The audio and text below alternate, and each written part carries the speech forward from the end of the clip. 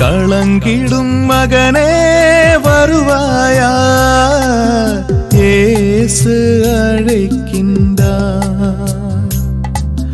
கண்ணீர் துடைப்பார், மார்போடு சேர்ப்பார், மாறாது அன்பு நம் இயேசு. கண்ணீர் துடைப்பார், மார்போடு சேர்ப்பார், மாறாது அன்பு நம் இயேசு. இயேசு கிறிஸ்துக்குள் பிரியமானவர்களே, அருமை ஆண்டவர் இயேசு கிறிஸ்துவின் பரிசுத்தமுள்ள திருப்பெயரிலே நல்வாழ்த்துக்கள். இந்த விடுதலை நேர நிகழ்ச்சி வழியாக உங்களை சந்திப்பதிலே மிகுந்த மகிழ்ச்சி அடைகிறேன். ஆண்டவருக்கு நன்றி கூறுகின்றேன். பிரியமானவர்களே, நம்மை படைத்த ஆண்டவர் நம்மோடு கூட பேசுகிற காரியங்கள் அது ஆசீர்வாதத்தின் காரியங்கள். அந்த ஆசீர்வாத காரியங்களுக்கு நாம் எல்லாருமே பாக்கியவான்களாக இருக்கிறோம். இப்பொழுதும் ஆண்டவர் பேசுகின்ற வார்த்தைக்கு நம்மை தாழ்த்தி ஒப்பு கொடுத்து கடந்து வரலாம். அன்பின் ஆண்டவரை, இந்த மாலை வேளை எங்கள் முற்றிலுமாய் தாழ்த்தி உங்களுடைய சமூகத்திலே கடந்து வந்திருக்கிறோம்.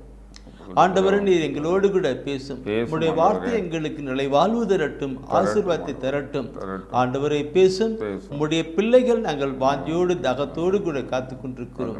ஆண்டவரை பேசும். உங்களுடைய பிள்ளைகள் கேட்கிறோம். ஆமென். பிரியமானவர்களே, இந்த நாளிலே தூய ஆவியானவர் உணர்த்திருக்கிற ஒரு செய்தி என்ன தெரியுங்களா? தூய ஆவியானவர் இப்பொழுது ஜெபிக்கிற பொழுது உணர்த்திருக்கிற செய்தியானது, ஆண்டவர் நம்மை உயர்த்துவார். அந்த உயர்த்துகின்ற காரியங்கள், வழிகள் என்ன? ஆண்டவர் நம்மை உயர்த்தும் வழிகள். இன்னைக்கு எல்லா மனிதர்களுக்குமே நாம் உயரப்பட வேண்டும். வாழ்க்கையிலே, பொருளாதாரத்திலே, இருக்கிற சூழ்நிலையிலே நாம் உயர்ந்த பெரிய மனிதர்களாக இருக்கப்பட வேண்டும் என்று எல்லா மனிதர்களுக்கும் ஒரு எண்ணம் உண்டு, சிந்தனை உண்டு, இருக்கும். அது மனித இயல்பு. இல்லைங்களா? எல்லா மக்களுக்குமே நம்ம ஒரு வாழ்க்கையில் முன்னேறணும், உயர்ந்த நம்ம பகுதியிலே நான் ஒரு முக்கியமான ஒரு நபராக மாற வேண்டும், பெரிய ஆளாக மாற வேண்டும்.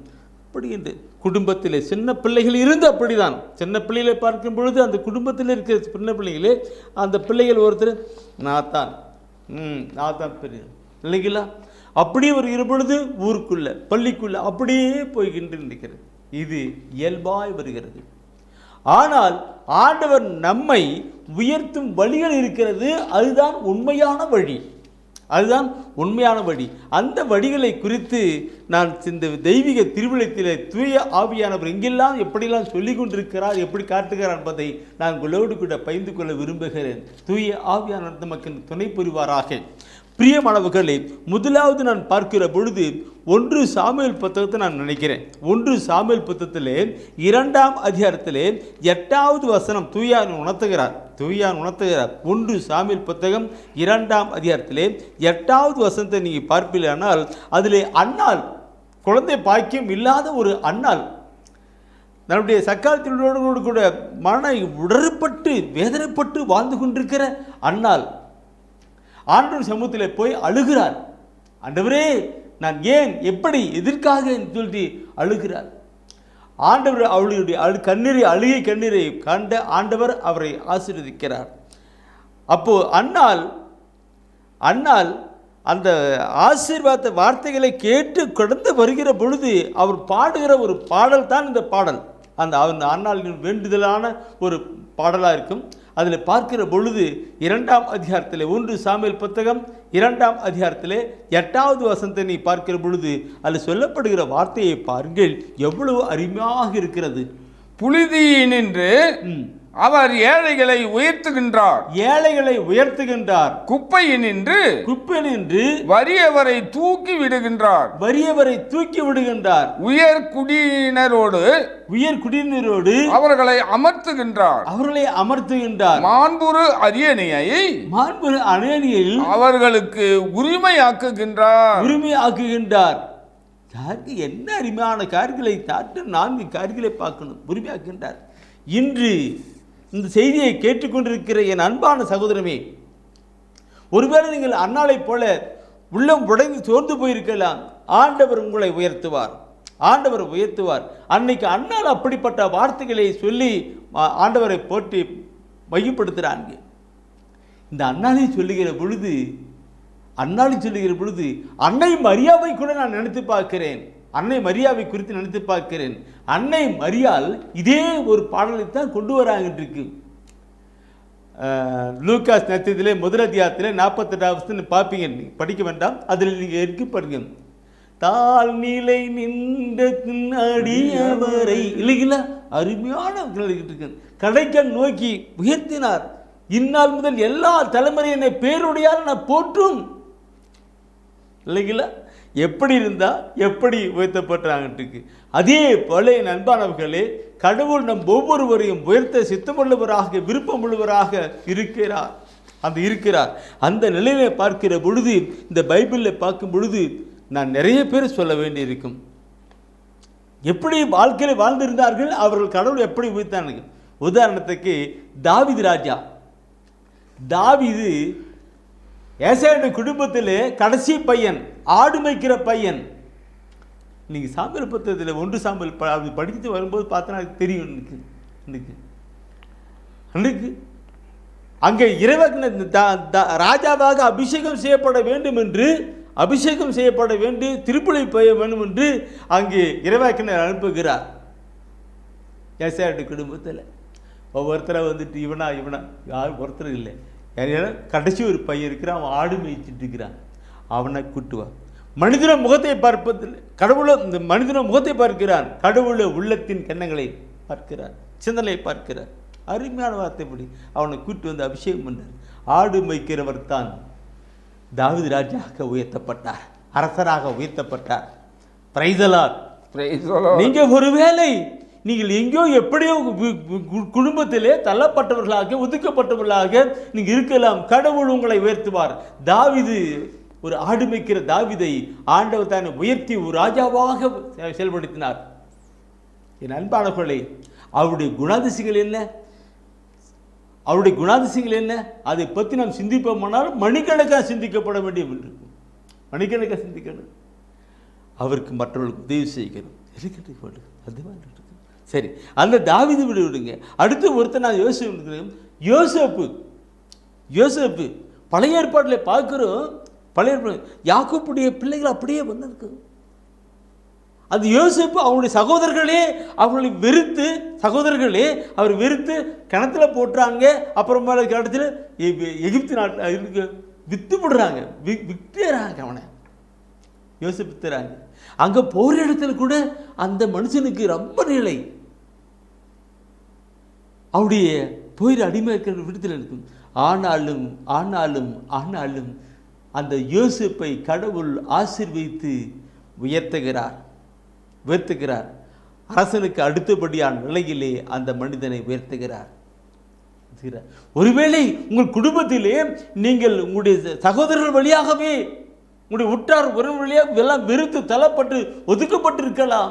ஆனால் உங்களுடைய நிலை பரிசுத்தமான நிலை, உண்மையான நிலை, நீதியான நிலை யோசேப்பை போல இருக்கும் என்றால் ஆண்டவர் உங்களை ஆசீர்வதித்து உங்களை உயர்த்துவார். நான் இது ஒவ்வொன்றும் இந்த வார்த்தைகள் எல்லாம் பார்க்கிற பொழுது எப்படி இல்லாம் என்று பார்க்கும்போது உண்மையாக இருக்கும். நீ அடுத்த ஒரு கருத்தை பார்க்கணும். தானியேலை பாருங்க. தானியேலை பார்க்கிற பொழுது தானியேல் உண்மையாகவே ஒன்று. அவர் 3 வேளையும் எருசலேம் நோக்கி ஜெபிக்கிற ஒரு மனுஷன், பரிசுத்தமுள்ள மனுஷன், ஜெபிக்கிற ஒரு கடவுளுக்கு பயந்து காவலை பெற்ற மனுஷன். ஆனாலும் அவரை பிடிச்சி என்ன பண்ணாங்கன்றைக்கு இதில் போட்டாங்க, சிறை அந்த சிங்கத்துக்கு குகையில் போட்டாங்க. ஆனால் சிங்கத்தை போட்டாங்க. கடவுள் அவரை எடுத்து உயர்த்தி அரச பதவியில் நின்று அங்கே நிறுத்தி அவருக்கு ஆசீர்வதித்தார், உயர்த்தி எல்லா நிலையிலும் கொடுத்தாங்க. இல்லைங்களாண்ணா அக்கா, இல்லைங்களா பார்க்கணும். நான் இது சொல்லுகிற பொழுது நீங்கள் ஒருவேளை நல்ல ஜெபிக்கிற பிள்ளைகளாக இருக்கலாம். ஒவ்வொரு நாளும் பைபிளை வாசித்து ஜெபிக்கிற பிள்ளைகளாக இருக்கும். ஆனால் உங்களுடைய வாழ்க்கையில் ஏதோ ஒரு சூழ்நிலையில் நெருக்கப்பட்டு ஒரு தள்ளப்பட்டிருக்கலாம். இல்லை, ஆண்டவர் உங்களை உயர்த்துவார். ஆண்டவர் உங்களை உயர்த்துகின்ற நிலை இருக்கின்றது, இது ஒவ்வொன்றும் நாம் பார்க்கிற பொழுது நிறைய இருக்கும். அப்படியே சொல்லி வர எங்கெங்கேயோ போயிட்டு இருக்குது. ஆபிரகாம் பாருங்க எப்படி அவருக்கு ஆண்டவர் சொன்னார், நான் காண்பிக்கிற தேசத்துக்கு நீ போன்னு சொன்னார். கீழ்ப்படிந்து அப்படியே போனார். ஆண்டவர் ஆசீர்வதித்தார். ஒரு பெரிய ஒரு இனமாக கடவுளால் தெரிந்து கொள்ளப்பட்ட எருமமாக நீமனாக அவரை ஆசீர்வதித்தார். அவர் வழியாக பெரிய காரியங்கள் ஒவ்வொன்றும் பார்க்கிற பொழுது நிறைய அப்படி இயேசுடைய சீடர்கள் பாருங்க, எல்லாம் விட்டு வந்தார்கள். அவர்களெல்லாம் எப்படி வாழ்ந்தார்கள், அன்னிமரியா ஒவ்வொன்றும் பார்க்கணும். ஆண்டவர் நம்மை உயர்த்துகிறவராக இருக்கிறார். அன்று ஒவ்வொருவர் உயர்த்தினவர், இன்று நம்மை உயர்த்தவராக இருக்கிறார். அந்த உயர்த்துவதற்கான நிலையை பார்க்கும்போது முதலாவது நாம் பார்க்கிற பொழுது மனம் மாறுதல், மனம் மாற்றம் உயர்வை கொண்டும், மனம் திரும்புதல், மனமாற்றம், மனம் திரும்புதல் உயர்வை கொண்டு வரும். நான் அதுக்கு கருத்து சொல்லணும், அதிகம் சொல்ல தேவையில்லை. லூக்கா நற்செய்தி எடுங்க. லூக்கா நற்செய்தி எடுத்துட்டு பார்த்தனாக்கே அதிகமாக நான் சொல்ல தேவையில்லை. நீங்கள் எல்லாம் கேட்டு கேட்டு பிடிச்சி போன வார்த்தை தான். ஊதாரி மகனுடைய வாழ்க்கை. தன்னுடைய குடும்பத்தை விட்டு அப்பா விட்டுட்டு புறப்பட்டு போகிறார். சொத்து வாங்கிட்டு போயிறார். போயிட்டு பண்ண அங்கே ஏறல பார்க்கிறதுக்கு ரொம்ப அறிவு தெளிந்தவனாய் திரும்பி வருகிறார். அறிவு தெளிந்தவனாய் திரும்பி வருகிறார். கஷ்டம், துன்பம், அறிவு தெளிந்தவனாய் திரும்பி வருகிறார். அவர் வருகிற பொழுது நடக்கிறது என்ன? இன்றைக்கு நீங்களும் நானும் மனம் திரும்புதலை கொண்டு வரணும். மனம் திரும்ப இல்லை என்றால் அங்கே ஆண்டவருடைய அருளையும் ஆசிரியம் பக்க முடியாது. நான் லூக்காஸ் சொல்றதுக்கு முன்னாடி தயவு செய்து நீங்கள் எசேக்கியேல் ஆகமத்தில் 18ஆம் அதிகாரத்தை எடுக்கணும்னு நினைக்கிறேன். அதில் சொல்லப்பட்டிருக்கிற வார்த்தை பிக் பேக் கொண்டு போங்க. எசேக்கியேல்லே 18ஆம் அதிகாரத்திலே அந்த 21வது வசனத்தை நீங்கள் எடுங்க. அந்த வசனத்தை படித்து பாருங்க, தலைப்பு வசனத்தை படித்து பாருங்க, எப்படி சொல்லுகிறது. 21வது வசனம், தீயவரோ தாம் செய்த பாவங்கள் அனைத்தையும் விட்டு மனம் மாறி என் நியமங்கள் அனைத்தையும் கை கொண்டு நீதியையும் நேர்மையும் கடைபிடித்தால் அவர்கள் வாழ்வது உறுதி, அவர்கள் சாகார். வாழ்வது உறுதி. அந்த 21 வசனம் படிச்சுட்டீங்கன்னா அடுத்து அப்படியே முடிச்சுட்டு 23வது வசனத்தை படிச்சு பாருங்க. என்ன சொல்லுகிறது 23வது வசனம்? உண்மையில் பொல்லாரின் சாவையா நான் விரும்புகிறேன். அவர்கள் தம் வழியினின்று திரும்பி வாழ வேண்டும் என்பதென்றோ என் விருப்பம் என்கிறார் தலைவராகிய ஆண்டவர். வாழ வேண்டும், மனம் திரும்பணும், மனம் திரும்பி வாழப்பட வேண்டும் என்று தான் ஆண்டவர் விரும்புகிறார். மனம் திரும்பட இந்த லூக்கா தச்சதில் அந்த பூதாரி மக்கள் மனம் திரும்பினதை பார்த்து சொல்லும் போது உடனே தூயாவியான இதெல்லாம் சொல்லு பாடலுக்கு உணர்த்துறாரு. அதனால சொல்ல வந்தேன். அந்த எசேக்கியேல் நீ படிச்சுக்க தானே, அந்த 18ஆம் அதிகாரத்தில் 21 23 படிச்சது தானே. அந்த அதே எசேக்கியேலில் 33ஆம் அதிகாரத்தை நீ பார்ப்பீங்கன்னாக்க அதில் 11வது வசனம், 33ல் 11வது வசனத்தை பார்க்கணும். அதில் அழுத்து அந்த முன்ன சொல்லப்பட்ட வார்த்தைகளுக்கு அங்கே பிட்டு பிடுங்கி எடுத்து தெளித்து கொடுத்துக்கிறார். பார்க்கணும். 33:11 வசனம், அவர்களிடம் சொல் தலைவராகிய ஆண்டவர் கூறுவது இதுவே, என்மேல் ஆணை தீயோர் சாக வேண்டும் என்பது என் விருப்பம் அன்று, என்னுடைய விருப்பம் அன்று. ஆனால் அத்தீயோர் தம் வழிகளில் நின்று திரும்பி தன் வழிகளில் தவறான பாவ வழிகளில் திரும்பி வாழ வேண்டும் என்பதே என் விருப்பம். ஆகவே உங்கள் தீய வழிகளில் நின்று திரும்புங்கள், உங்களுடைய தீய வழிந்து திரும்புங்கள். இஸ்ரவேல் வீட்டாரே, நீங்கள் ஏன் சாக வேண்டும்? யார் சொல்றது? நம்மை உருவாக்கிய ஆண்டவர் எவ்வளவு ஏக்க விருப்பத்தோடு சொல்லுகிறார். மனம் திரும்பணும். அப்படி மனம் திரும்பி நாம் வருகிற பொழுது அந்த ஊதாரி மகனுடைய வாழ்க்கையை நான் பின்பற்ற கொண்டு வரும். ஊதாரி மகன் வாழ்க்கை அறிவு தெரிந்தவனாய் என் அப்பா வீட்டிலே இவ்வளவெல்லாம் இருக்கிற பொழுது நான் இப்படி சாப்பிட்டு கஷ்டப்படுகிறேன்னு சொல்லி திரும்பி வருகிற பொழுது அந்த வீட்டில் என்ன நடக்கிறது இல்லை உங்களுக்கு தெரியும் இல்லைங்களா? அதில் நீ பார்க்க லூக்கா தச்சதிலே 15ஆம் அதிகாரம் அந்த மனமாற்றத்தை குறித்திருக்கும். அதில் 7வது வசனத்தை நீ படிச்சு பாருங்க. ஓ காட் ஜீசஸ், என்ன அறிவான வார்த்தை சொல்லப்பட்டிருக்கிறது. மனமாற தேவையில்லாத 99 நேர்மையாளர்களை குறித்து உண்டாகும் மகிழ்ச்சியை விட மகிழ்ச்சியை விட மனமாறிய ஒரு பாவியை குறித்து விண்ணுலகில் மிகுதியான மகிழ்ச்சி உண்டாகும் என நான் உங்களுக்கு சொல்கிறேன். மனமாற தேவையற்ற 99 பேரை பற்றி இல்லை, மனம் மாறுகிற ஒருவனை குறித்து. இன்றைக்கு நீங்களும் நானும் மனம் மாறுகிற பொழுது, வாழ்க்கை விட்டு மனம் மாறுகிற பொழுது பரலோகத்தில் மிகுந்த மகிழ்ச்சி உண்டாகும். அது எங்கே? வானதூதர்களிடையே பெரிய மகிழ்ச்சி உண்டாகுமா? அந்த மகிழ்ச்சி உண்டாக வேண்டும் என்று தான் அது ஓடிக்கிட்டு இருக்கிறேன். மகிழ்வு கொண்டு அன்னைக்கு அங்கே மனம் திரும்பியிருக்கான காரியங்களை கொண்டு அந்த மகிழ்ச்சி அங்கே பரலோக, அப்படி அங்கே பரலோக வானத்திலோடு கூட பெரிய மகிழ்ச்சி உண்டானாக்க அந்த வானத்திலிருந்து நமக்கு ஆசீர்வாதம் வருமா இல்லையா? என் காரியங்களை பார்த்து பிரிக்கல. அந்த லூக்கா சரித்தில 5ஆம் அதிகாரத்தில் ஹிலேசம் படிச்சிங்கல்ல, அப்படியே நீ படித்து அந்த 10வது வசனத்தை நீ படித்து பாருங்க. என்ன சொல்லுகிறது 10வது வசனம்? மனம் மாறிய ஒரு பாவியை குறித்து கடவுளின் தூதரிடையே மகிழ்ச்சி உண்டாகும் என உங்களுக்கு சொல்கிறேன். மகிழ்ச்சி உண்டாகும் முன்ன சொல்ல வாசனை அங்கே வானத்திலே மிகுந்த மகிழ்ச்சி உண்டாகும். வான தூதரிடையே மகிழ்ச்சி உண்டாகும். அதான் கருத்தை பார்க்கணும் இருக்கும். மனம் மாறணும். அப்போ மனம் மாறுகிற பொழுது என்ன நிலைக்கிட்டு அந்த ஊதாரி மகன் வருகிற பொழுது அப்பா என்ன பண்ணாரு, தந்தை என்ன பண்ணாரு, ஓடி போய் கட்டி பிடிச்சு முத்தம் கொடுத்தார். கட்டி பிடிச்சார். இருக்கட்டும். அடுத்தது என்னது? அங்கே அவருக்கு சொல்கிறது வெண் ஆடை கொடுக்கப்படுகிறது. வெண்ணாடை அவனுக்கு வெண்ணை கொடுக்க. அந்த பழைய ஆடை, அந்த ஆடையெல்லாம் கலத்தி போட்டு புதிய ஆடையை வெண் ஆடை கொடுங்கன்னு சொல்கிறாங்க. அந்த வெண் ஆடைத்தான் மனமாற்றத்துக்குரிய அடையாளம். ஆட்டுக்குட்டி ரத்தத்தினாலே கழுவப்பட்ட அந்த வெண்ணிறை ஆடையின் அடையாளமாக இருக்கிறது வெண் ஆடை. அந்த வெண்ணறை கொடுத்துட்டு அடுத்து அவன் கையிலே மோதிரம் அனுப்பிக்கிறார்கள். மோதிரம் எதற்காக?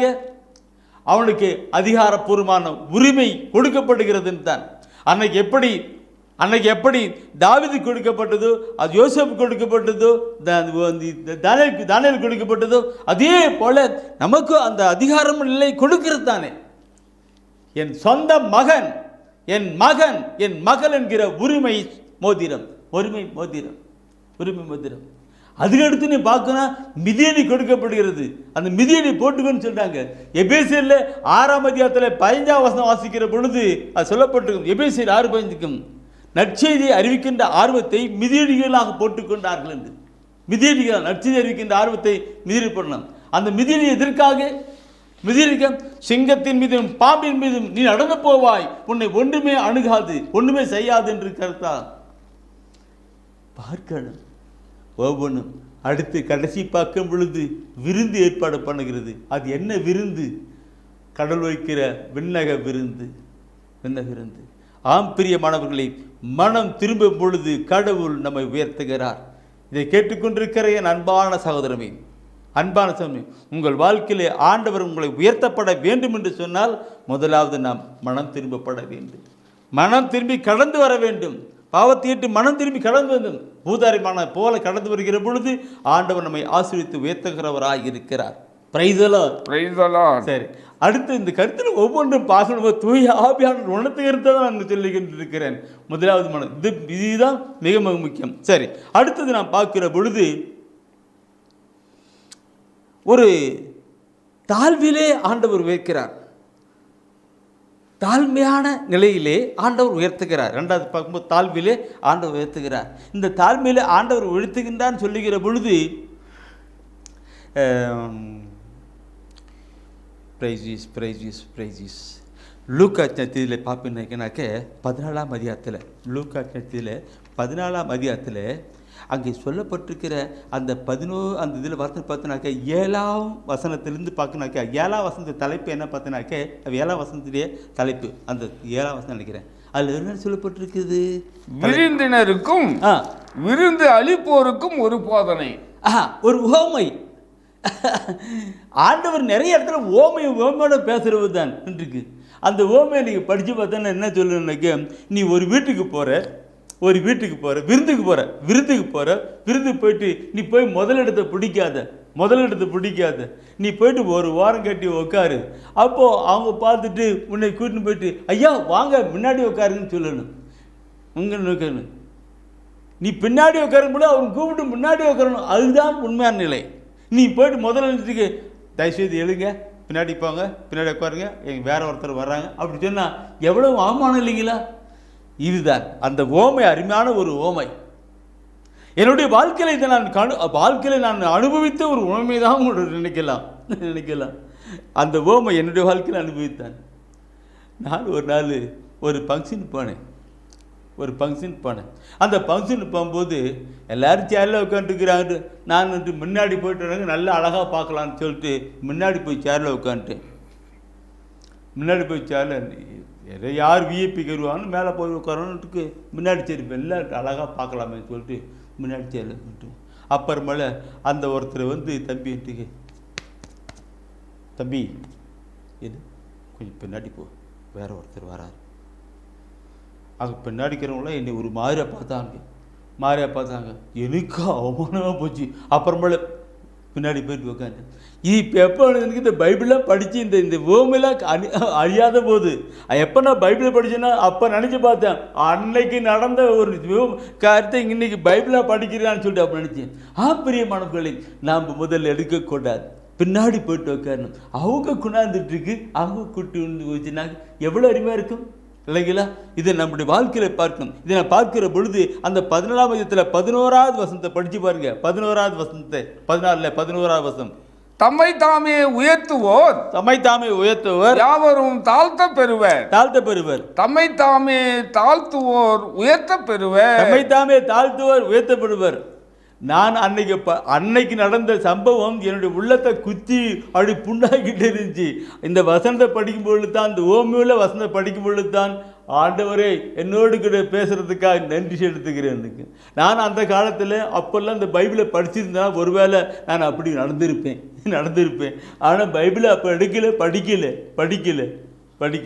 பார்க்கணும் பிரியமாவுக்களே. அவர் சொல்ற தம்மை தாமே தாழ்த்துகிறவர் யாவரும் உயர்த்தப்படுவார்கள். உயர்த்துகிறவர்கள் தாழ்த்தப்படுவான்னு என்னுடைய வாழ்க்கை இருக்கு. இதை நான் சொல்லுகிற பொழுது ஒரு சின்ன ஒரு கருத்தை நான் சொல்லி முடிக்கணும். கருத்து என்னுடைய வாழ்க்கை நான் கந்து போடல. எனக்கு தெரிஞ்ச ஒரு ஃபாதர் அவர் உங்களுக்கு எல்லாம் தெரியும் என்னன்னு இருக்கும். சரி பேர் சொல்லலை, நான் விரும்பலை, நான் பேர் சொல்லக்கூட. அந்த ஃபாதர் ஒரு ஃபங்க்ஷன் போனார். நேற்றிலேயே அவர் கூப்பிட்டுருக்குறாங்க. அந்த ஃபாதர் வந்துட்டு அந்த ஃபங்க்ஷனில் கடைசியில் போய் உட்காந்துருந்தார். யாருக்குமே தெரியல. அவங்க வீட்டுக்காரங்க என்ன ஃபாதர் வரனாருன்னு வரவே இல்லைன்னு சொல்லிட்டு அங்கே முன்னப்புறம் வந்துருக்கு. அப்புறம் பார்த்தா பின்னாடி ஒரு மூலையில் உட்காந்துருக்கிறாருன்ட்டுருக்கு. அப்புறம் ஃபோன் எடுத்து, ஹலோ ஃபாதர் எங்கே இருக்கிறீங்க, எங்கே போகிறீங்கன்ட்டு. நான் உங்ககிட்ட தான் இருக்கிறேன்னு சொன்னோம். எங்கே ஃபாதர்? அப்புறம் பார்த்தா ஒரு மூலையில் உட்காந்துருக்கிறேன்.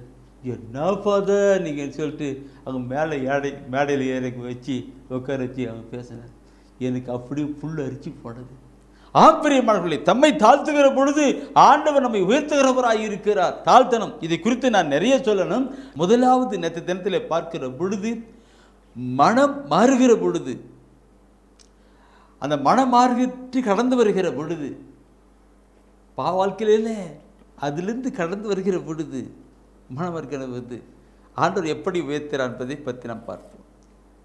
அடுத்து நாம் பார்த்தோம், அதாவது தாழ்நிலை, தன்னைத்தானே தாழ்த்தி கொள்ளுகிற பொழுது ஆண்டவர் உயர்த்துவார்.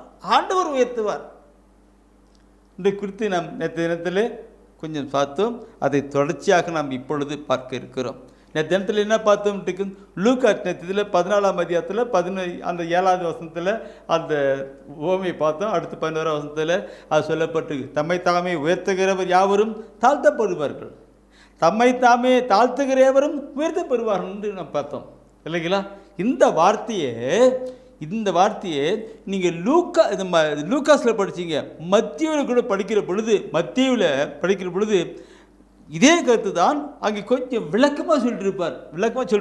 மத்தியில் 23ஆம் அதிகாரத்தில் 11வது வசனம், மத்திய 23 11வது வசனம், அந்த 12வது வசனம் பார்த்து பாருங்க. இப்படி சொல்றாரு பாருங்க, உங்களுள் பெரியவர் உங்களுக்கு தொண்டராக இருக்கப்பட வேண்டும், தம்மை தாமே உயர்த்துகிறவர் எவரும் தாழ்த்த பெறுவர், தம்மை தாமே தாழ்த்துகிறவர் எவரும் உயர்த்த பெறுவர். இந்த கருத்து எப்படிப்பட்ட கருத்து? உங்களுள் பெரியவராக தொண்டராக இருக்க வேண்டும், தொண்டராக இருக்கும் ஆண்டவராக இயேசு கிறிஸ்து அதற்கு தன்னைத்தானே வெளிப்படுத்தி சொல்லுகிற வார்த்தை என்ன?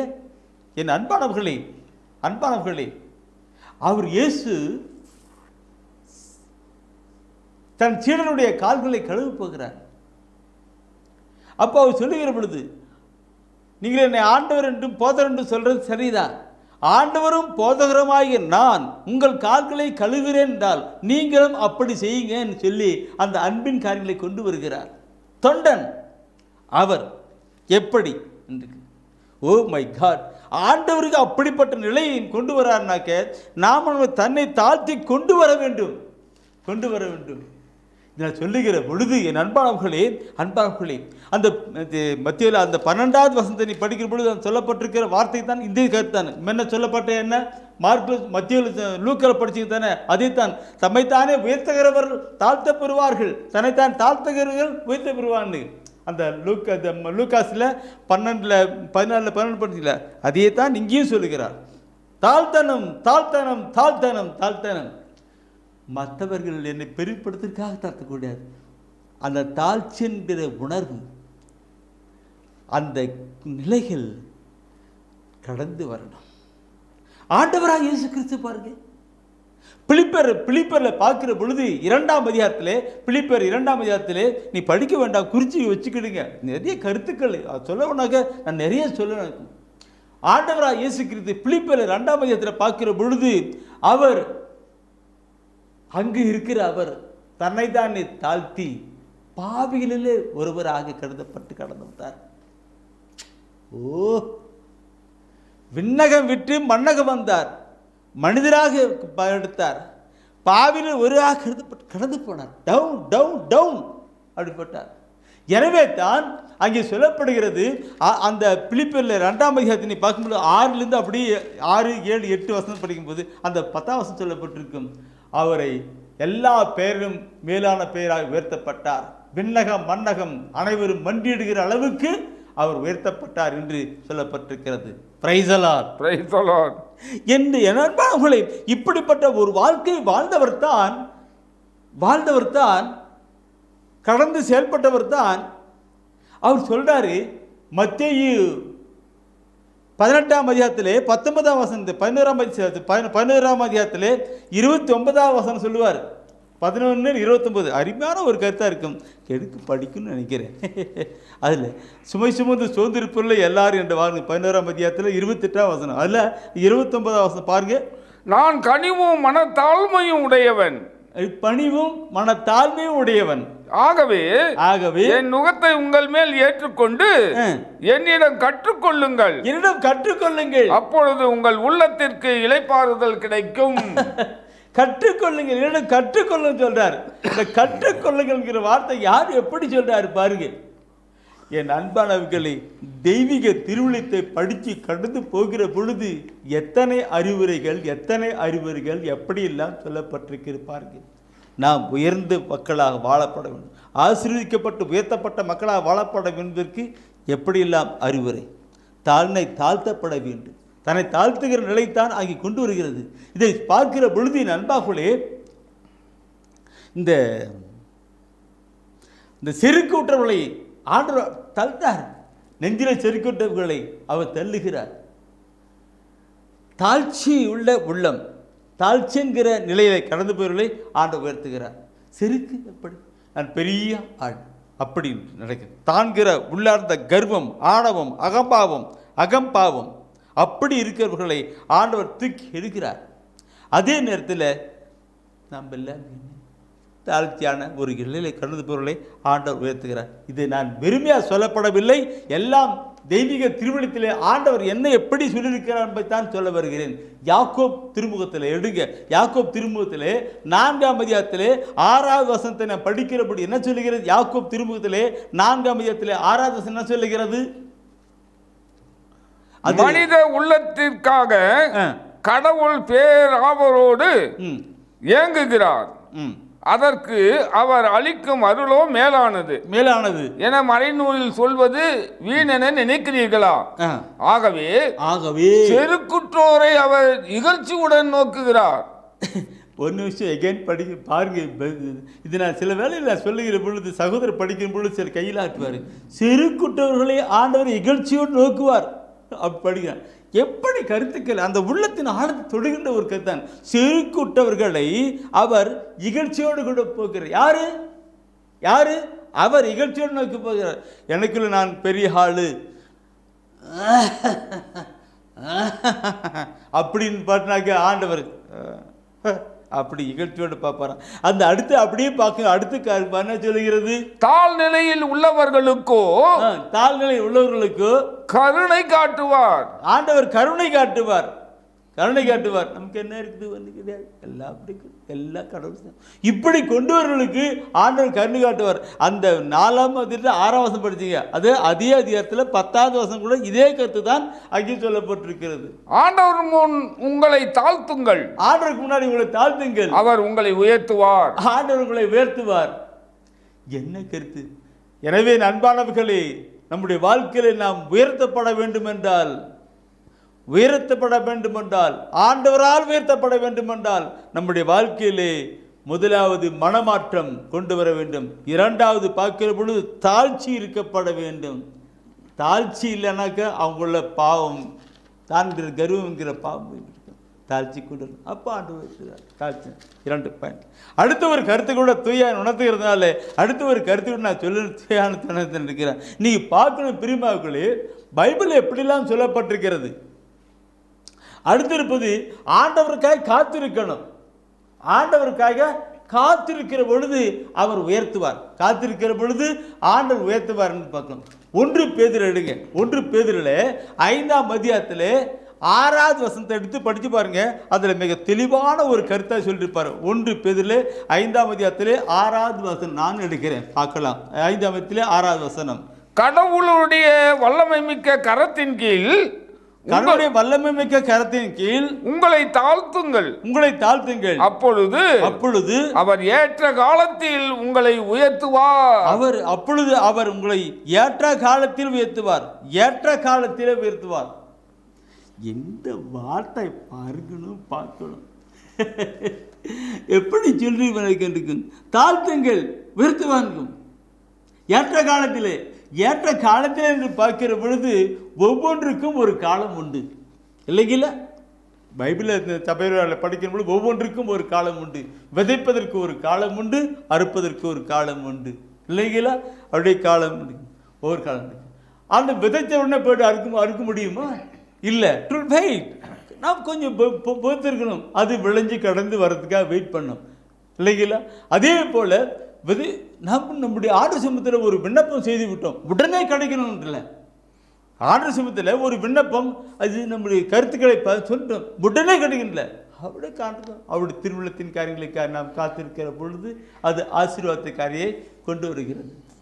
நான் யார், எப்படி இருக்கணும், நம்முடைய வாழ்க்கை எப்படி, நம்முடைய உணர்வுகள் எப்படி, நம்முடைய வாழ்க்கை எப்படி போட்டு அதெல்லாம் பார்த்து நம்ம சூழ்நிலை பார்த்து ஆண்டவர் தானே தகுந்த காலத்தில் அதை ஆசீர்வதித்து நான் சொல்லுகிற பொழுது தூயாவிலே உணர்த்தப்பட்ட ஒரு சாட்சியத்தை நான் சொல்ல வேண்டும் என்று விரும்புகிறேன். என் அன்பானவர்களே, எனக்கு தெரிஞ்ச ஒரு சகோதரர் நல்ல படிப்பு, நல்ல படிச்சுட்டு இருக்கும், நல்ல படிப்பு, நல்ல சின்ன பிள்ளையிலேருந்து அவங்க அப்பா அம்மா வந்து நல்ல பக்தி விசுவாசம் உள்ளவர்கள். அந்த பையனை நல்ல விசுவாசத்திலே கொண்டு வந்தார்கள். நல்லா படித்து கொண்டுக்கும் தவறாமல் கோயிலுக்கு போகிறது, பைபிள் படிக்கிறது, ஜெபம் பண்ணுறது, இப்படி நடக்கும். அதில் அவன் படிப்பும் நிலம வந்துட்டான்.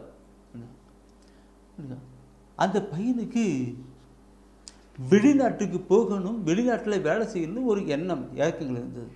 வெளிநாட்டுக்கு போகணும். இந்த என்ன எண்ணங்கள் இருக்கு. இந்த பையன் போட்டுட்டான். ஒவ்வொரு நாளும் ஜெபம் பண்ணிட்டே இருப்பான். என்னடா தம்பி வேலைக்கு போலையா? நான் கேட்பேன், என்ன தம்பி வேலைக்கு போன பிறகு எனக்கு வெளிநாட்டுக்கு போடுறது ஒரு ஆசை, விருப்பம். அது ஆண்டவர்கிட்ட ஒப்புள் கொடுத்துருக்கிறேன். அவர் தருவார் விசுவசிக்கிறேன். டேய் வெளிநாட்டு கடவுள் இதெல்லாம் வேலை பாருங்கடான்னு நினைக்கிறேன். இல்லை, கடவுள் நான் கடுவாக காத்திருக்கிறேன். அவருடைய விசுவாச உணர்வுகளும் காத்திருப்பதையும் பார்த்தா எனக்கு வித்தியாசமாக போனது. எனக்கு நான் ஒரு மாதத்துக்கு பின்னாடி என்னடா தம்பி என்றுக்கு, பிரதர் ஆண்டவர் என்னை எதுக்கு ஜெபத்து கேட்டு ஏற்றக்கால கொண்டு வந்துட்டார் பிரதர். இன்றைக்கு வெளிநாட்டிலேருந்து விசா எல்லாம் எனக்கு வந்துடுச்சு, நான் போகிறோம். என் அன்பானவர்களே, ஆண்டவர் சமூகத்தில் தன்னை தாழ்த்தி பெரிய படி படிச்சிருக்கிறான். ஆனால் அவன் படித்த மாதிரியே இருக்காது. பக்தி விசுவாசத்தில் கொண்டு கடந்து வந்திருக்கிறான். அப்படி ஆண்டவர் நிறுத்தினார். தகுந்த காலத்திலே அது உயர்த்தப்பட்டான். இன்னைக்கு வெளிநாட்டில் அந்த தம்பி வேலை செஞ்சுட்டு இருக்கிறான். என் அன்பானவர்களே, பைபிளில் ஆண்டவர் சொல்லுகின்ற ஒவ்வொரு வார்த்தையும் அவர் வாயிலிருந்து புறப்படுகிற வார்த்தை உயிர் உள்ளது, ஆற்றல் மிக்கது, அது நிறைவேற்றுகிறதாக இருக்கிறது. அந்த நிலையை கடந்து போகணும். இந்த யாக்கோபு இதில் பேதுரு சொன்னதுக்கு அந்த இருக்கும். இந்த கருத்தை எனக்கு கொஞ்சம் கொண்டு போனுக்கும். திருப்பாடல் ஆசிரியர் எடுங்க. திருப்பாடல் ஆசிரியர் ஒரு சொல்லுவார். திருப்பாடலில் 37வது திருப்பாடல் நினைக்கிறேன். அந்த 37ல் அதில் பார்க்கும் பொழுது 34வது வசனம் அதில் ஒரு கருத்து சொல்லப்பட்டு அந்த திருப்பாடல் ஆசிரியர் உணர்ந்து சொல்கிற வார்த்தை தான் அது. திருப்பாடல் ஆசிரியர் 37ல் 34வது சொல்வார், உணர்ந்து சொல்றார். எப்படி சொல்றாரு பாருங்க. ஆண்டவருக்காக காத்திரு, அவர் தம் வழியை பின்பற்று, அப்பொழுது நீ நிலத்தை உடைமையாக்கி கொள்ளும்படி அவர் உன்னை உயர்த்துவார், பொல்லார் வேறறுக்கப்படுவதை நீ காண்பாய். நான் அந்த சகோதரனை பற்றி சாட்சி சொல்லுகிற பொழுது அந்த சகோதரனை பற்றி சாட்சி சொல்லி ஒரு தூயான் உணர்த்துறாரு. அந்த திருப்பாடல் ஆசிரியர் சொன்னது சொல்லுடான்னு சொல்லி பார்க்கணும் சகோதரமே, இல்லைங்களா? அவர் என்ன சொல்றாரு? ஆண்டவருக்காக காத்திரு, அவர் தம் வழிகளை ஒப்படைத்திரு. ஆண்டவருக்காக இருக்கு. இந்த சகோதரர் அப்படிதான் பணம். இதை நான் சொல்லுகிற பொழுது ஒவ்வொரு வசனத்தை பார்க்கணும். இதே வசனத்தை தான் காத்திருக்குன்னு பைபிளில் திருப்பாடல் ஆசிரியர் நிறைய சொல்லிருப்பாரு. நீ பார்த்தா இதே திருப்பாட்டில் அந்த 27வது 14வது வசனம் இதே கருத்து தான். திருப்பாடல் எல்லாம் எழுதுறீங்க, பாராட்டுகிறேன், வாழ்த்துகிறேன். எழுதுறதோ படிக்கிறதோ மட்டுமல்ல, வாழ்க்கையில் கடைபிடிங்க. ஏன்னாக்க பைபிளில் சொல்ல எனக்கு யாக்கோபு சொல்லுவார், இறைவார்த்தை இருக்கிற கண்ணாடி முகத்தை பார்த்துட்டு அப்படி பண்ணக்கூடாது, அதுபடி கடைபிடிக்கூடாது, இல்லைங்களா? இன்றைக்கி இந்த கடவுள் தானே இந்த தொலைக்காட்சி ஒழித்து அமைத்து இப்படி நச்சு தெரிவிக்க தான் செட்டப் பண்ணி செயல்பட்டு கொண்டு இருக்கிறார். அதை கேட்டது அப்படிப்பட்டுனாக்க என்ன இருக்குது, இல்லைங்களா? எழுதுறீங்க, படிக்கிறீங்க, கடைப்பிடிங்க. ஆண்டவர் நம்மை உயர்த்துவார். நீ பார்க்கணும். இந்த திருப்பாட்டு 27ல் அந்த 14வது வசனம் கூட இதே கருத்து தான் சொல்லப்பட்டிருக்கும். சரி, அப்படியே கொண்டு வந்து பண்ணனக்கே இந்த தாழ்த்தி காத்திருக்கிறது இந்த காரியம் பார்க்கும் பொழுது ஏசியா பத்தத்தில் 40ஆம் அதிகாரத்தில் 31வது வசனம், ஏசியாவில் 40ல் 31வது வசனம் ஒரு கருத்து சொல்லப்பட்டிருக்கும்.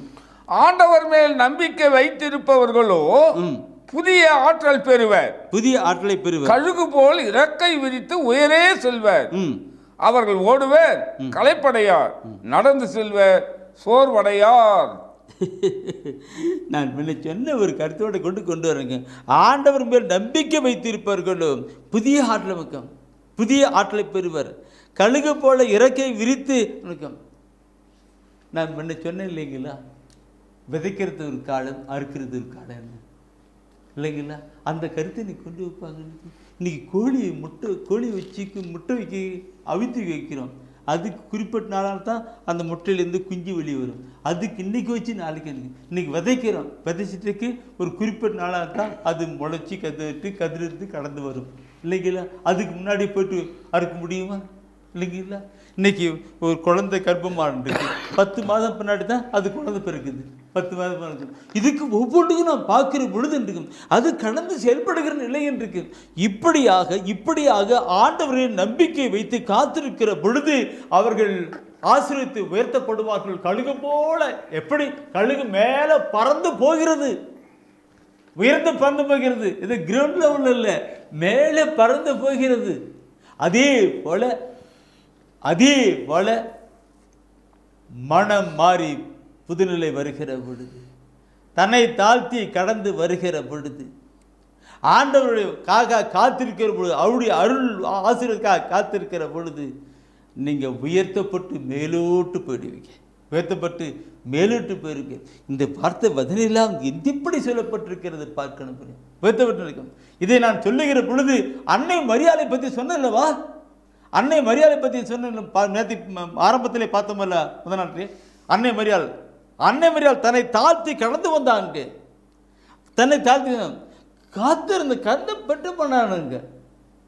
அதனால அந்த தாயை, அந்த அன்னை மரியாதை எப்படி ஆண்டவர் தானே ஆசீர்வதித்து உயர்த்தினான்னு பார்க்கணும் இல்லைங்களா? ஆசீர்வதித்தான். எனவே அன்பானவர்களே, நம்முடைய வாழ்க்கை பார்க்கணும். நீங்களும் நானும் உயர்த்தப்பட வேண்டும் என்றால் கடந்து வரணும். நான் சொல்லுகிற பொழுது என்னை பற்றி ஒரு சின்ன ஒரு 2 வார்த்தை சொல்லிடலான்னு நினைக்கிறேன். சொல்லுங்க. நான் என் ஊழியத்தின் பாதையில் வருகிற பொழுது, இந்த ஊழியத்தின் பாதையில் வருகிற பொழுது இந்த வசன வார்த்தையில் ஒவ்வொன்றும் என்னுடைய உள்ளத்தை தொடும். முதலாவது நேற்று சொன்னேன், மனம் திரும்புதல், மன மாற்றத்துக்காரி. 2வது, என்னை நான் தாழ்த்தி கொள்ளுவேன். எங்களுடைய பங்கு தந்தைக்கு முன்னாடி அப்படி தாழ்ச்சியோட கூட கடந்துவேன். நான் இப்போ 33 வருடத்தை ஊழித்து நடிச்சிருக்கிறேன். பெரிய ஆளுங்களை தாழ்ச்சியோடு கொடுக்கிறேன்.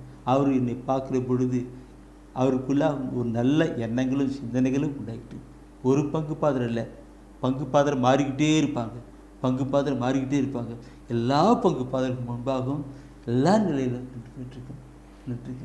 அதனால தான் இந்த ஒளித்தின் காரியங்கள் அப்படியே போயிட்டு நான் படிப்பு இருக்கின்ற எல்லா இடத்துல இருந்தால் தலை தாழ்த்துக்கிட்டு இருக்கேன். 2வது தேதிகளா இன்னைக்கு ஒளித்தின் பாதனுக்கும் நான் எது ஜோமன்று கடந்து வரும் நம்பிக்கை இருக்கிறது, அவர் செய்வார் என்று. ஆனால் அதே நேரத்தில் காத்திருக்கிறேன். அதனால தான் இன்றைக்கி இந்த புத்தக ஊழியம், தொலைக்காட்சி ஊழியம், இன்னும் வாய்ஸ் ஆஃப் காட் ஊழியம் எல்லாம் கடவுள் இருக்கிறார். நான் சொல்லுகிறேன் என்றால் அன்னை மரியாள் நமக்கு கற்றுக் கொடுக்கிற பாடம் அதுதான். அன்னை மரியாள் கற்றுக் கொடுக்கிற பாடம் அதுதான். அவர் சொல்லுவது போல செய்யுங்கள், அப்பொழுது உடைய வாழ்க்கையிலே ஆசீர்வாதம் உண்டாகும் சொல்லிக் கொடுக்கிறாங்க. கணவர் கல்யாணத்தில் அந்த தாய் இன்று நமக்கு தாயாக இருக்கிறபடினாலே அந்த தாயுடைய பண்புகளை கொண்டு வரணும். ஜெபமால சொல்லிட்டு அப்படி போகிறது இல்லை, அந்த தாயுடைய பண்புகளிலே கொண்டு வரணும். தாழ்ச்சியும் மனநிலை கொண்டு வருகிற பொழுது நம்ம கடந்து வர முடியும். அந்த தாய் மகிழ்ச்சியான அவருடைய பிள்ளைகள் நாம் எனவே தான் பார்க்கிறோம். இதனை பார்க்கிற பொழுது நான் அன்பானவர்களே, இந்த லூக்கா நத்திலே 24ஆம் அதிகாரத்திலே 24ஆம் ஒரு கருத்தை நான் சொல்லி கடந்து போகலாம் நினைக்கிறேன். ஆண்டவராய் இயேசு கிறிஸ்து பார்க்கணும். ஆண்டவராய் இயேசு கிறிஸ்து விண்ணகம் செல்வதற்கு முன்பாடி தன்னுடைய சீடர்களெல்லாம் கூப்பிட்டு உட்கார வச்சு சொல்றார். லூக்கா 24ஆம் அதிகாரத்திலே 17ஆம் வசனம் நினைக்கிறேன். அதில் 49ஆவது வசனம் 24:49 வசனம் பார்க்கிற பொழுது அங்கே இயேசு ஆண்டவர் சீடரெல்லாம் உட்கார வச்சுட்டு அவர் சொல்றார், நான் போகிறேன், நான் போயிட்டு தூய ஆவியை தந்தை கேட்டு அனுப்புகிறேன், அதுவரை இங்கேயே தங்கிருன்னு சொன்னார். எருசலேம் தங்கிருன்னு சொன்னார். என்ன பாருங்க, அன்னை மரியாள் தேவ தாய் அங்கே அந்த சீடரெல்லாம், தம்பி போயிடாதீங்கப்பா, உட்காருங்க, அவர் சொல்லிட்டு போனார்ல, ஆண்டவர் சொல்லிட்டு போனார்ல, அவர் கண்டிப்பாக அனுப்புவார், தந்தி செய்துட்டு அனுப்புவார், ஆனால் உட்காருங்க சொல்லி அந்த சீடர்கள் எல்லாம் அந்த பக்தி விசுவாசத்தில் கொண்டு சென்று அவங்கள உட்கார வச்சு அந்த பரிசுத்தாவை பெற்றுக்கொண்டு செஞ்சாங்க. பாருங்க, இந்த வசனத்தை 24:49 படிங்க, என்ன சொல்லுது பாருங்க. இதோ என் தந்தை வாக்களித்த வல்லமையை நான் உங்களுக்கு அனுப்புகிறேன். நீங்கள் உன்னதத்திலிருந்து வரும் அவ்வல்லமையால் ஆட்கொள்ளப்படும் வரை இந்நகரத்திலேயே இருங்கள் என்றார். இந்த நகரத்திலே இருங்கன்னு சொன்னார். அதான் நம்ம சொல்லி கொடுத்தேன். என் அன்பானவர்களே, நான் சொன்னது அன்னை மரியாதை போய் சொல்லும்போது அப்படியே ஓடிக்கிட்டு வந்து குத்திட்டு இருந்துக்கு. இன்னைக்கு பரிசுத்த நிலை இருந்துக்கு. அன்னை மரியாள் நமக்கு கற்றுக் கொடுக்கிற ஒரு பாடம். முதலாவது, மனம் திரும்பி கடந்து வருகிற பொழுது ஆண்டவர் உயர்த்துவார். 2வது, நாம் பார்க்கிற பொழுது தன்னைத்தானே தாழ்த்துகிற பொழுது ஆண்டவர் உயர்த்துவார். 3வது நாம் பார்த்தோம், என்ன அவருக்காய் காத்திருக்கிற பொழுது அவர் நம்மை உயர்த்துகிறவராக 1 பேதுரு 5:6 பார்த்தோம். காலத்துக்காக காத்திருக்குன்னு வைத்துவார். அது லாஸ்ட்டில் வந்து அன்னை மரியாதை பற்றி நான் தூயாளி கொண்டு வந்தேன். அதுக்கு தான் பாட்டு சகோதரன் அதே பாடலை பாடிக்கொண்டு வந்தாங்க. என் அன்பானவர்களே, ஒவ்வொன்றும் பார்க்கிற பொழுது உயர்ந்தவருடைய சொல்லுகின்ற வார்த்தை தான் அன்னை மரியாள். எல்லா தலைவரும் உயர்த்தப்பட்ட ஒரு நிலை அந்த தாய் நாம் கற்றுக் கொடுக்கிற பாடம் தான் சொல்லிக் கொடுத்தேன். காத்திருக்கிறார். சரி, இந்த நாளிலே தூய ஆவியான உணர்த்துகின்ற அடுத்த ஒரு கருத்து என்ன தெரியுங்களா? மத்தேயு நற்செய்தி எடுங்க. மத்தேயு நற்செய்தியில் எடுத்துட்டு 25ஆம் அதிகாரம் எந்த காரியங்கள் தூய ஆவியான உணர்த்துறார். தூய ஆவியானவருக்கு நன்றி செலுத்துகிறேன், நன்றி செலுத்தேன். அந்த மத்தேயுவில் 25ஆம் அதிகாரத்தில் நீங்கள் பார்க்குற பொழுது இந்த தாளந்தை பற்றி அங்கே ஒரு ஓமை கொடுத்திருப்பார். தாளந்தை குறித்து ஓமை கொடுத்திருப்பார். அதில் அப்படி பார்க்கும் பொழுது 25ல் 21வது வசனம், நானும் அப்படி பார்க்குறேன் பாருங்க. அது தாளந்தை பற்றி அவர் கொடுக்குறார். 21வது வசனம் அதில் மத்தேயு 25ஆம் அதிகாரத்திலே பார்க்குற பொழுது தாளந்தை பற்றி கொடுப்பார். ஒருத்தங்கிட்ட என்ன பண்ணாருனாக்க 5 தாளந்து, 10 தாளந்து, 5 தாளந்து, 2 தாளந்து, 1 தாளந்து கொடுக்குறார். ஆமாம், அவர் கொடுத்துட்டு அவர் வெளியூருக்கு போயிடுறார். கொஞ்ச நாள் கழித்து வந்து கேட்குறார்.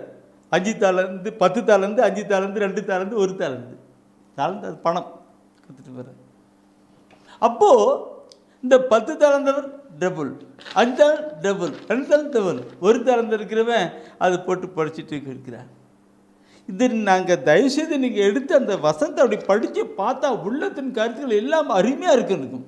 அந்த கருத்துக்கும் அதில் பார்க்கிற பொழுது அந்த 5 தாளந்து, 2 தாளந்து, 1 தாளந்துன்னு பார்க்குற பொழுதெல்லாம் அவர் கொடுத்துட்டு போகிறார். திரும்பி வந்து கேட்குறார். நான் இன்றைக்கு இந்த மனித உணர்வில் சொல்லுகிறேன், கொடுத்துட்டு அவர் போயிட்டார். திரும்பி வந்து கேட்கிறார். என் அன்பானவர்களே, அவர்கள் ஒவ்வொருவருமே எப்படி செஞ்சிருக்கிறாங்க. அந்த 21வது வசனத்தின் காரியங்களை படித்து பாருங்க, எப்படி சொல்லி இருக்கிறது எனக்கு. அதற்கு அவருடைய தலைவர் அவரிடம், நன்று நன்று நம்பிக்கைக்குரிய நல்ல பணியாளரே, சிறிய பொறுப்புகளில் நம்பிக்கை உரியவராய் இருந்தீர். எனவே பெரிய பொறுப்புகளில் உம்மை அமர்த்துவேன். உம் தலைவனாகிய என் மகிழ்ச்சியில் நீரும் வந்து பங்கு கொள்ளும் என்றார். கேட்கிற பொழுது உள்ளத்தின் ஆழத்தில் இருக்கும். கொடுத்து விட்டு போனார், திரும்பி வந்து கேட்கிறார். அதே போல நம்முடைய அருமை ஆண்டவரை இயேசு கிறிஸ்து மீண்டும் வருவார், மறுபடியும் வந்து நமக்கு கொடுக்கப்பட்ட கருத்துக்களிலே அவர் பார்ப்பார், கேட்பார். நன்று நன்று நன்று நன்று நன்று நன்று கொண்டு வரணும். என் மகிழ்ச்சியினை பங்கு பெறுவாய் என்று கொண்டு வருகிறான். அந்த அந்த 21 படிச்சு அப்படியே படிப்பேன். பிரிமானே, ஒவ்வொரு கருத்தும் எந்த நிலையில் சொல்லப்பட்டிருக்கிறதுன்னு இன்னைக்கு. அடுத்து இன்னைக்கு 23வது வசனத்தை படிச்சு பாருங்க. அதுல சொல்லுவார். அவருடைய தலைவர் அவரிடம், நன்று நம்பிக்கைக்குரிய நல்ல பணியாளரே, சிறிய பொறுப்புகளில் நம்பிக்கைக்கு உரியவராய் இருந்தீர். எனவே பெரிய பொறுப்புகளில் உம்மை அமர்த்துவேன். உம் தலைவனாகிய என் மகிழ்ச்சியில் நீரும் வந்து பங்கு கொள்ளும் என்றார். என் அன்பானவர்களே, ஆண்டவருக்காக பணி செய்கின்ற நிலை இன்று நான் பார்க்கிற பொழுது, இது உள்ளுணர்வுகள். பணி செய்கிற பொழுது ஆண்டவர் நம்மை ஆசீர்வதித்து வைத்துகிறார். இது அந்த அருத்தந்தர்கள், அருச்சகுதர்கள் அவருடைய வாழ்க்கையில் சில வேளையில் நான் பார்த்து பேசுகிற பொழுது, சொல்லுகிற பொழுது சொல்லுவேன், ஃபாதர் நன்று நன்று, ஆண்டவர் உங்களை உயர்த்துவார். ஆண்டவர் உங்களை சும்மா சாதாரணமான சொல்லி என்னுடைய நிலையில் அவருக்கு சொல்லுகிற பொழுது, ஃபாதர் நன்று நன்று நல்லா செய்கிறீங்க, ஆண்டவர் உங்களை ஆசீர்வதித்து உயர்த்துவார். சில அருத்தந்தையர்கள் எல்லாம் கடவுளுடைய கிருபையினால இன்னைக்கு ஆசீர்வதிக்கப்பட்டு மேலே வைக்கப்பட்டிருக்கார். அதே மாதிரி அருட்சகோதரி பார்க்கிற பொழுது அவருடைய காரியங்களை பார்த்துட்டு அறுபட்டிருக்கிறார். ஐயா, தந்தை அருட்சகோதரி மாத்திரமல்ல, சாதாரணமான எளிய நிலையில் இருக்கிற பொதுநிலை ஊழியர்கார் கொடுத்தான். எனக்கு தெரிஞ்ச ஒரு சகோதரன் அந்த சகோதரன் கடவுளுக்காக அர்ப்பணிக்கிறது வேலையை பகலாகவும் வேலை செய்யணும், இரவுலேருந்து ஜெபம் பண்ணுவான். அவரால் முடிஞ்ச ஆஸ்பத்திரி விசிட்டிங் பண்ணுவான், ஆஸ்பத்திரியில் போயிட்டு அவன் பண்ணிருக்கான், சிறைச்சாலை, இப்படி சின்ன சின்ன காரியங்களாக செஞ்சுட்டு இருந்தான். இன்னைக்கு பார்த்தனாக்க அந்த சகோதரன் செய்கின்ற ஒவ்வொரு கருத்தையும் பார்த்து பார்த்து பார்த்து அவருடைய பங்கு தந்தை அந்த சகோதரனை ஒரு நல்ல ஒரு நற்செய்தி ஊழியனாக ஜெப ஊழியனாக வைத்து விட்டார். ஒரு வேளை இந்த நேரத்தில் கூட அந்த அருத்தந்தை கேட்டுக்கொண்டிருக்கலாம், அந்த சகோதரனும் கேட்டுக்கொண்டிருக்கலாம். பார்க்கணும் பிரியமானவர்களே, ஆண்டவருடைய சமூகத்திலே நாம் நம்பிக்கையோடு, உண்மையான நம்பிக்கையோடு இருந்து செயல்படுகிற பொழுது கண்டிப்பாக ஆண்டவர் உயர்த்துவார். இன்னைக்கு பிள்ளைங்க படிக்கிறாங்க, அவங்க கஷ்டப்பட்டு படித்து கொண்டு வரணும் போதுக்கு அதுக்கு தான் மார்க் வாங்கிட்டாங்க இல்லைங்களா? இப்போ ரிசல்ட்டில் வந்தது இல்லைங்களா? ஒன்றும் படிப்பறிவில்லை, ஒன்றும் படிக்காமல் கிடைப்பாமல் வந்தால் மார்க் வாங்க முடியுமா? கஷ்டப்பட்டு படித்தான், கொண்டு வந்தாங்க, அதனால மார்க் வாங்கிட்டாங்க. இதெல்லாம் ஒன்று சொல்ல இருக்கும், நம்பிக்கைக்குரிய பணியாளரேன்னு சொல்லப்பட்டிருக்கு. இன்றைக்கி இங்கே கூட இங்கே இருக்கிற சகோதரிகள் ஆண்டவருக்காக நீ கடந்து செயல்பட்டு கொண்டிருக்கலாம். நல்லா ஜெபம் பண்ணிருப்பீங்க, உயர்த்துவார். ஆண்டவர் சிறிய வேலையை செய்து கொண்டிருப்பீங்க, ஆண்டவர் உன்னை உயர்த்துவார். நம்பிக்கைக்குரிய நல்ல பணியாளரை உங்களை ஆண்டவர் உயர்த்துவார். கருத்துக்களை பார்க்கணும். இந்த ஒவ்வொரு கருத்தை நான் பார்க்கிற பொழுது நண்பானவர்களே, இந்த கருத்துக்கள் ஒவ்வொன்றும் நம்முடைய வாழ்க்கையை கொண்டு வந்து இருக்கும். தலைவனாகிய என் மகிழ்ச்சியில் நீரும் பங்கு பெறும் என்று சொன்னார். அவருடைய மகிழ்ச்சியிலே நாம் பங்கு பெற்று கடந்து வரணும். நான் இதை ஒவ்வொரு நாளும் கொண்டு வந்து நான் பாடுகிற ஒரு பாடல் உண்டு. உந்தன் பாதம் அமர்ந்திருப்பேன், ஓயாமல் முத்தம் செய்கிறேன். உந்தன் பாதம் அமர்ந்திடுவேன், ஓயாமல் முத்தம் செய்கிறேன். ஐயா, ஓயாமல் முத்தம் செய்கிறேன். ஐயா, ஓயாமல் முத்தம் செய்கிறேன். எப்படி நான் பாடுவேன், என்ன சொல்லி நான் துதிப்பேன். எப்படி நன்று நல்ல ஊழியனை சிறிவற்றில் கருத்தாயிருந்தாய், எனவே பெருவெற்றிக்கு அதிகாரியாக்கிறேன். நானும் சகோதரரும் ஊழியத்தின் ஆரம்ப நாட்களிலே பைய மாட்டிக்கிட்டு கிராமமாக போவோம், தெருவாக போவோம், வயலாக போயிட்டுருப்போம். நடந்தே தான் தோலில் பை மாற்றிட்டு நடந்தே போயிட்டு மக்கள் தான் கடவுள் அப்படியே பார்த்து ஆசீர்வதித்தார். நான் பெருமைக்கு சொல்லவில்லை, ஆண்டவரை மிகப்படுத்த நான் சொல்லுகிறேன். ஏனென்றால் ஆண்டவர் தானே சொல்லுகிறார், நன்று. எனக்கு மாத்திரமல்ல, அவர் பணியை செய்கிற ஒவ்வொருவரையும் இப்படிதான் சொல்லுகிறார். எங்கேயோ எப்படியே வாழ்ந்து கொண்டிருந்தோம், அப்படியே படிப்படியாக இன்றைக்கி புத்தக ஒழித்தை கொடுத்தார், தொலைக்காட்சி ஒழித்தை ஒவ்வொரு ஒழித்தையும் கொடுத்து தியான மையத்தில் எல்லாம் அடுத்த தியான மையத்தில் பணிபுரிவு இந்த நிலையும் கொடுத்தார். என் அன்பானவர்களே, ஆண்டவர் நல்லவர். அவர் நம்மை உயர்த்துகிறவராய் இருக்கிறார். அவர் நிலையை கடந்து வருகிற உயர்த்துகிறவராய் இருக்கிறார். Praise the Lord. அதுக்கு அந்த பாட்டு பண்ண அடுத்த ஒரு கருத்தை நான் சொல்லி கொண்டு போற நினைக்கிறேன். அடுத்த கருத்து என்ன தெரியல, கொடுப்பதனால் உயர்வு. ஆண்டவர் கொடுக்கிறதுனால உயர்வு என்று பார்க்கிற பொழுது தெய்வீக திருமணத்திலே எப்படிலாம் சொல்லப்பட்டிருக்கிறது. என் வாழ்க்கையிலே நான் கண்ட காரியங்களும் உண்டு, அதுக்கு வசனத்தோடு இணைந்ததாக இருக்கிறது. திருப்பாடல் 112 9வது வசனத்தை நீங்கள் எடுத்து நீ படித்து பார்ப்பீங்க. திருப்பாடல் 112 9வது வசனத்தை நீ பார்ப்பீங்க. ஆனால் அதில் சொல்லப்பட்டிருக்கும், அவர்கள் வாரி வழங்கினர், அவர்கள் வாரி வழங்கினர், ஏழைகளுக்கு ஈந்தனர், ஏழைகளுக்கு ஈந்தனர், அவர்களது நீதி என்றென்றும் நிலைத்திருக்கும், என் நீதி என்று நிலைத்திருக்கும், அவர்களது வலிமை மாட்சியுடன் மேலோங்கும். லாஸ்ட் வேர்டு என்னது? அவர்களது வலிமை மாட்சியுடன் மேலோங்கும். அவரது வலிமை மாட்சியுடன் மேலோங்கும். மேலோங்கும். என் அன்பானவர்களே, இன்னும் நிறைய பணக்காரர் இருக்கிறாங்க. அன்றைக்கு பணக்கார வாலிபன், கட்டளையெல்லாம் கடைபிடித்த வாலிபன் கொடுக்கிற போது எல்லாம் விட்டு போக முடியும். ஆனால் இங்கே பார்க்கிறோம், அநேக சகோதர சகோதரிகள் ஆண்டவருக்காக செயல்பட்டு ஏழை எளியவர்களுக்காக, அனாதைகளுக்காக, கைவிடப்பட்டவர்களுக்காக உழைச்சி கொண்டு கொடுக்குறாங்க. அவர்களை அப்படி கடவுள் தானே ஆசீர்வதித்து வைத்து கொண்டிருக்கிறார். பார்த்து நாம் பாருங்கள், அவர்கள் வாரி வழங்கினர், ஏழைகளுக்கு ஈந்தனர். இன்னைக்கு ஏழைகளுக்கு ஈந்தனர் பார்க்கும் பொழுது நிறைய பட்டினியும் வாழ்ந்துகிட்டு இருக்கிறார், ஆடை இல்லாமல் வாழ்ந்துகிட்டு இருக்கிறார்கள், கிழிஞ்சு போன ஆடைகளை, பசிக்கு சாப்பாட்டுக்கு இல்லாமல் இருக்கிறார்கள். அவளை பார்க்கிற பொழுது நாம் அப்படியே போகக்கூடாது. சிறிய ஒருவனுக்கு நீ செய்து போதெல்லாம் எனக்கே செய்தேன்னு ஆண்டு சொல்றாரே, எனக்கே செய்யணும். அப்போ அவர் விட்டு போகக்கூடாது.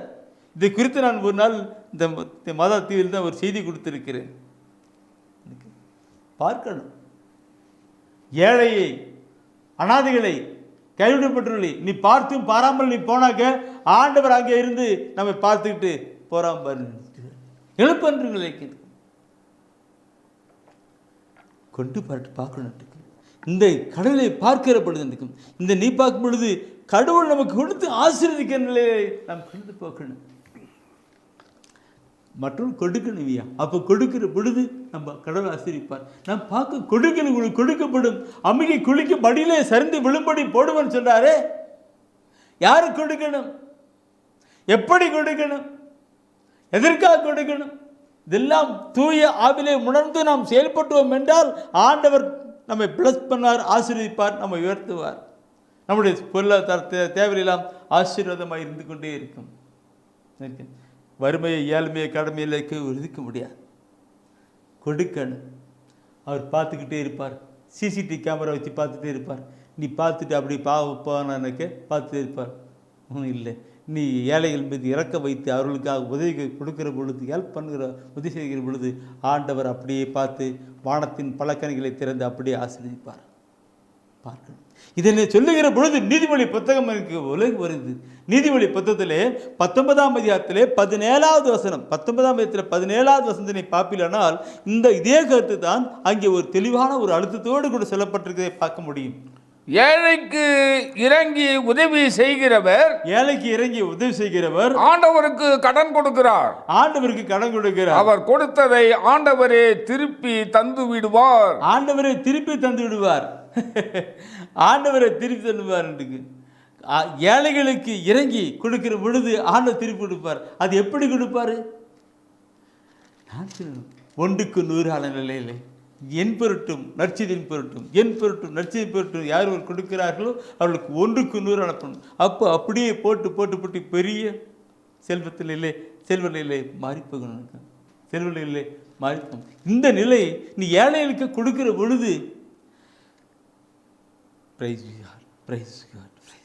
நீ ஏழைகளுக்கு கொடுக்கிற பொழுது, ஒரு அனாதைகளுக்கு கொடுக்கிற பொழுது, கைவிடப்பட்டவர்களுக்கு ஒரு எளிதாக கொடுக்கிற பொழுது, ஒரு ஊழியத்துக்காக கொடுக்கிற பொழுது, ஆலயத்துக்கு கொடுக்கிற பொழுது, அந்த நிலையில் அப்படியே கொடுக்கிற பொழுது அந்த பணம் எல்லாம் பார்க்கும்போது அவர் மேலே அக்கௌண்ட் எழுதிடுவார். அக்கௌண்ட் இந்த டேட்டில் இப்படி கொடுத்தாய், இந்த டேட்டில் மத்திய 6:20 சொல்லப்பட்ட விண்ணக வங்கிலே செல்வம் சேர்த்து அது பிற்காலத்துக்கான சேமிப்பாக அமைகிறது என்று தான் புனித பவுலடிகள் தீமோத்தேயுவிலே 6:19 சொல்வார். அன்பானவர்களே, நாம் நம்முடைய வாழ்க்கையை பார்க்கணும், மற்றவர்களுக்கு கொடுக்கணும், மற்றவர்களுக்கு ஏழை எளியவர்களுக்கு அனாதைகளுக்கு கைவிடப்பட்டு கொடுத்து கடந்து வரணும். நான் சொல்லுகிற பொழுது ஒரு சிறிய சாட்சியோடு கூட நான் சென்று வருகிறேன். சிறிய சாட்சியும் கிடையாது, அது உண்மையான ஒரு சேலம் மறைமாவட்ட ஆயர், இறந்து போன மறைமாவட்ட ஆயர் சொன்ன ஒரு கருத்து, என் உள்ளத்திலே பதியப்பட்ட ஒரு கருத்து. கதிக்கட்டு இந்த மத்தியில் 6:20 சொல்லப்பட்டிருக்கில்ல, கொடைகள் கொடுக்கப்படும் அவங்க கொடுக்குறதுல அந்த கருத்தை அவர் சொன்னார். ஒரு நாள் கிருஷ்ணகிரி பங்கு கோயிலில் வச்சு அவர் சொன்னார், இன்றைக்கும் நினைவு இருக்குது. என்ன என்ன என் அன்பானவர்களே, எல்லாரும் இறந்து போயிட்டு விண்ணகத்துக்கு போனாங்களா? எல்லாரும் மரித்து வைத்து விண்ணகம் போனாங்களாம். விண்ணகம் போகிற பொழுது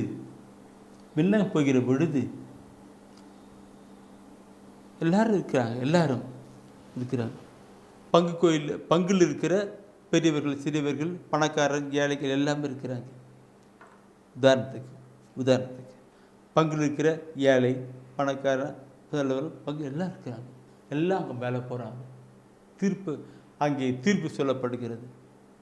ஒரு சின்ன ஒரு ஏழை ஏழ்மையில் வாழ்ந்துக்கிட்டு இருக்கிறவனுக்கு பெரிய ஒரு பங்களாவை கொடுத்தாங்களாம். இதான் உனக்கு வீடுன்னு சொல்லிட்டாங்களாம். பெரிய பங்களா கொடுத்தாங்க. அப்போ இந்த பெரிய பணக்காரன், அந்த பங்கு பெரிய ஆளாக இருக்கிறவன், அவனுக்கே இந்த ஆளுக்கே இப்படிப்பட்ட ஒரு பங்களானாக்க எனக்கு எப்பேற்பட்ட வீடு வரும்ன்ட்டு அப்படியே நடந்து போயிட்டுருக்கிறான். அடுத்து போகும்பொழுது பங்களாவுக்கு அடுத்தது ஒரு சாதாரணமான ஒரு பில்டிங் வீடு எடுத்து அடுத்தவனு கொடுத்தான். அடுத்துக்கு எடுத்து போனாக்கா ஒரு ஓட்டு வீடு கொடுத்தானா. அடுத்து போனால் ஒரு கூரை வீடு. என்ன இது, அந்த ஏழவனுக்கு அப்படிப்பட்ட ஒரு பில்டிங் கொடுத்துருக்கிறீங்க, இது பங்களா கொடுத்துருக்கிறீங்க, அவனுக்கு வீடு கொடுத்து எனக்கு பிடிக்கிறீங்க. அங்கே சொன்னாங்களாம், இந்த உலகத்திலே வாழ்கிற பொழுது எதை கொடுத்தாயோ அதை கொண்டே இங்கே கட்டப்பட்டிருக்குன்னு. நீ எதை கொடுத்தாயோ அதை கொண்டே இங்கே கட்டப்பட்டிருக்குன்னு சொன்னாங்களாம். என் அன்பனவர்களே, அந்த அன்னைக்கு அந்த பிஷப் சொன்ன அந்த ஆயர் சொன்ன வார்த்தை என் உள்ளது அப்படியே தொட்டு இருந்துக்கு. அங்கே போகிற பொழுது உள்ளத்தில் அங்கே வீடு கட்டப்பட்டு இருக்காங்க. எதை நீ கொடுத்தாயோ அதை கொடுத்து கட்டுக்கான்னு. அருமையான கருத்துக்கள் உள்ளத்தை. இதை நான் ஏன் சொல்லுகிறேன் என்றால், அன்று ஆயர் சொன்ன வார்த்தை என் உள்ளத்திலே பைத்தது. அதை நான் உங்களுக்கு சொல்லுகின்றால் நீங்களும் அந்த கருத்திலே கடந்து வாருங்கள். பெரிய பங்களா வீட்டை கடந்து போகணும். நீங்கள் ஏழைகளுக்கு, அனாதிகளுக்கு, கைவிடப்பட்டவர்களுக்கு கடந்து கொடுக்கிற பொழுது நான் கடந்து வரணும். ஓ மை காட் ஜீசஸ், இதை நான் சொல்லுகிற பொழுது இந்த சாரிபாத் விதவை பற்றி நான் சொல்லணும் இருக்கின்றேன். பஞ்சம், சாரிபாத் விதவை, நீ பைபிள் படிச்சுனாக்க சாரிபாத் விதவை பண்ண பஞ்சம் உண்டாயிட்டு இருக்குது. சாப்பாடு கூட இல்லாத ஒரு நிலையில், அந்த நிலையில் அங்கே ஒரு ஊழியக்காரர் யார் இலியாசனுக்கு வரார். அவருக்கு கேட்குறார், கடன் அனுப்புகிறார், கொடுக்குறார். என்கிட்ட இவ்வளோ தான் அப்பம் இருக்கிறது, நான் சாப்பிட்டு நானும் பையனை செத்து போயிடுவேன். ஆனால் முதல்ல கொண்டான்னு சொன்னால் கொடுக்குறாங்க. அங்கே மாவும் தீரவில்லை, எண்ணெயும் தீரவில்லை, பஞ்சகாலம். என் அன்பாவங்களே, மற்றவர்கள் என்ன நினைத்திருப்பார்கள்? ஆண்டவருக்காக கொடுக்கிற பொழுது அங்கே ஆசீர்வாதம். அந்த சகோதரி சாரிபாத் விதவை, அவர் ஆசீர்வதிக்கப்பட்டவர்களாய் கடந்து போனார். நம்முடைய வாழ்க்கையிலும் கடந்து வரணும்.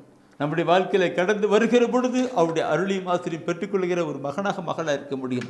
இது நான் சொல்லுகிற ஒவ்வொரு கருத்தினை பார்க்கணும். பிரியமானவர்களே, 1 சாமுவேல் புத்தகத்திலே 2ஆம் அதிகாரத்தில் 8வது வசனத்தை நாம் நேற்று தொடர்த்தில் படித்த முடியுமா? என்ன ஆரம்பத்திலே படித்தோம். 1 சாமுவேல் புத்தகம் 2ஆம் அதிகாரத்தில் 8வது வசனத்தை படித்தோம். அது என்ன சொல்லுகின்ற வார்த்தைக்கு மீண்டும் ஒரு வார்த்தை நாம் படித்து நாம் ஜெபத்துக்குள்ளே போகலாமா? புழுதியினின்று அவர் ஏழைகளை உயர்த்துகின்றார். குப்பையினின்று வறியவரை தூக்கி விடுகின்றார். உயர் குடியினரோடு அவர்களை அமர்த்துகின்றார். மாண்புறு அரியணையை அவர்களுக்கு உரிமையாக்குகின்றார். அன்பானவர்களே, ஆண்டவர் நம்மை உயர்த்துகிறவராய் இருக்கிறார்.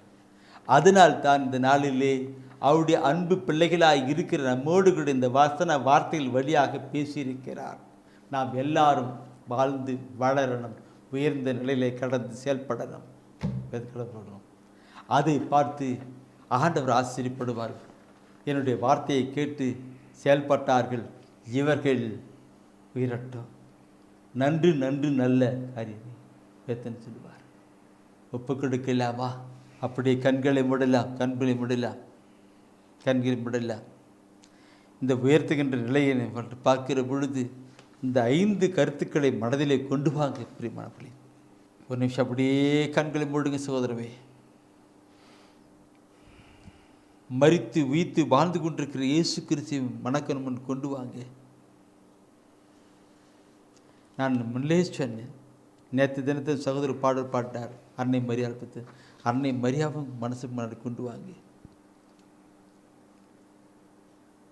நம்ம ஒப்பு கொடுக்கலாம், அன்பின் ஆண்டவர் சமூகத்தில் ஒப்பு கொடுக்கலாம்.